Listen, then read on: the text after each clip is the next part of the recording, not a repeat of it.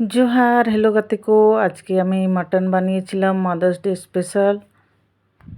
এইভাবে মাটন রান্না করলে আমার বাচ্চারা খুব ভালোবাসে, তো আমাকে বলছে মা তুমি ওই যে ওইভাবে প্রেসার কুকারে মাটন রান্না করো, ওই মাটনটা আজকে রান্না করবে। হ্যাঁ, আমি বললাম আচ্ছা ঠিক আছে, আজকে আমি তোমাদের রান্না করে খাওয়াবো। তো প্রেসার কুকারে মাটনগুলো সব দিয়ে দেবো। এতে দেবো গোটা গরম মশলা, স্টার অ্যানিস নিয়েছি, দারচিনি নিয়েছি, তেজপাতা নিয়েছি আর এলাচ নিয়েছি। দেব লেবুর রস, অর্ধেক লেবু কেটে নিয়েছি, ওটার রসটা দেব। এবার এতে পরিমাণ মতো জল দিয়ে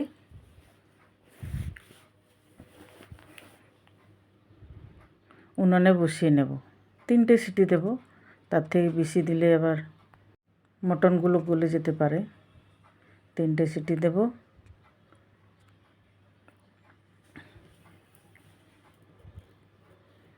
এবার মটনটা খানিকক্ষণ হতে থাক, আমি এদিকে আদা রসুন ছুলে নেব, পেঁয়াজটাও কেটে নেব। ওইদিকে আমার আদা রসুন বাটাও রেডি হয়ে গেছে। এবার আলুগুলো সব ভেজে নেব। আলুগুলোকে লাল লাল করে ভেজে নেব। এতে একটু হলুদের গুঁড়ো দেব, সুন্দর করে লাল লাল করে ভেজে নেব। আমি তেলের মধ্যে আগে লবণ দিয়েছিলাম অল্প একটু, এখন আমি আর লবণ দেবো না। এবার আলুগুলো ভাজতে থাক, এদিকে আমি মশলাটা রেডি করে নেব। 1 চামচ জিরে বাটা নিয়েছি, 1/2 চামচ লাল লঙ্কার গুঁড়ো আর নিয়েছি হলুদের গুঁড়ো। এটাকে গরম জল দিয়ে ভিজিয়ে রাখবো, যাতে মশলা কষাতে আমার সুবিধা হয়, কষানোর সময় যাতে পুড়ে না যায়। এদিকে আলুগুলো লাল লাল করে ভাজা হয়ে গেছে। এবার সব আলুগুলো আমি তুলে নেব।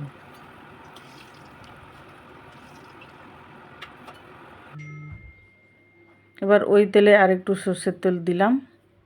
এবার এটাতেও গোটা গরম মশলা ফোড়ন দেবো। ওতে লবঙ্গ দিইনি, এখানে লবঙ্গ দিয়েছি। ওখানে সেদ্ধ করার সময় স্টার অ্যানিস দিয়েছি।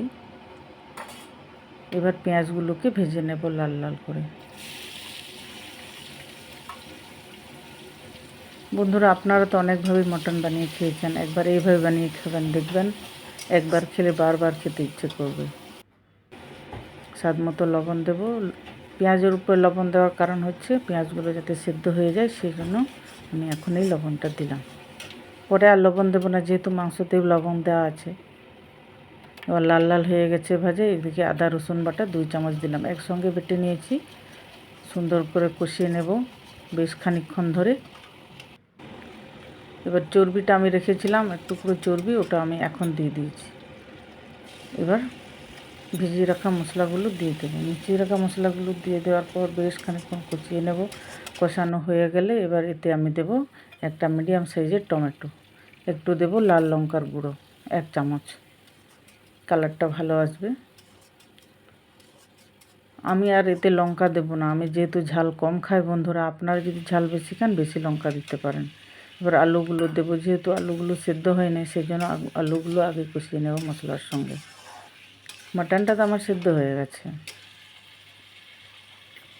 এবারে দেব গরম মশলা কালারের জন্য। এই গরম মশলাতে কোনো এত ফ্লেভার থাকে না প্যাকেটের গরম মশলাতে, এটা শুধু একটু কালারটা ব্যালেন্স হবে, সেই জন্য। সুন্দর করে কষিয়ে নেব। তেলটা কি সুন্দর ছেড়ে আসছে বন্ধু, দেখছেন? কষানো তো আমার দারুণ হয়েছে, কালারটাও সেই এসছে। একটু দেব চিনি, চিনি দিলাম যাতে স্বাদটা ব্যালেন্স হয়, নুন মিষ্টি ব্যালেন্স হয়। এবার সেদ্ধ করে রাখা মাটনটাকে দিয়ে দেব। সেদ্ধ করে মাটনটাকে দিয়ে দিলাম। আবার জলটা আলাদা করে রেখেছি, ওই জল দিয়ে আমি এখন কষতে থাকবো। এই যে জলটা একটু একটু করে দেব আর কষাতে থাকবো।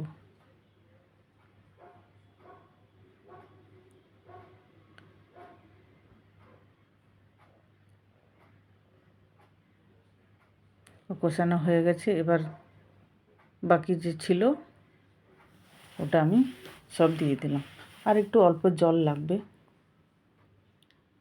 গরম জল করে রেখেছি। বন্ধুরা, যে কোনো রান্নাতে গরম জল দিলে রান্না ভালো হয়, রান্নার স্বাদও ভালো হয়।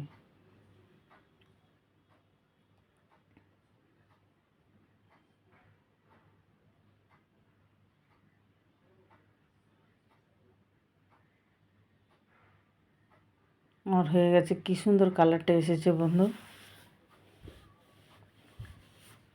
দারুণ লাগছে। এবার এটাকে আমি খানিকক্ষণ ঢাকা দিয়ে রাখবো। এটা ছোট আছে, বড় ঢাকনাতে ঢাকতে লাগবে। আর হয়ে গেছে, খুলে দেখব। জাস্ট ওয়াও, দেখুন বন্ধুরা কি সুন্দর হয়েছে। ও হো হো হো, এটার সঙ্গে মটন কষা আর বাসন্তী পোলাও, যা দারুণ লাগবে না। আমার রেডি হয়ে গেছে বন্ধুরা, গ্যাসটা অফ করে নেব। এবার বাটিতে সার্ভ করলে রেডি আমার মাটন কষা। আজকে মাদার্স ডে স্পেশাল মাটন কষা। অতি অবশ্যই বন্ধুরা আপনারা বানিয়ে খাবেন।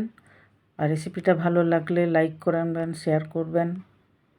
নতুন বন্ধু হয়ে থাকলে সাবস্ক্রাইব করে বেল আইকনটা টিপে দেবেন, যাতে নতুন নতুন রেসিপি আপনি সবার আগে পেয়ে যান।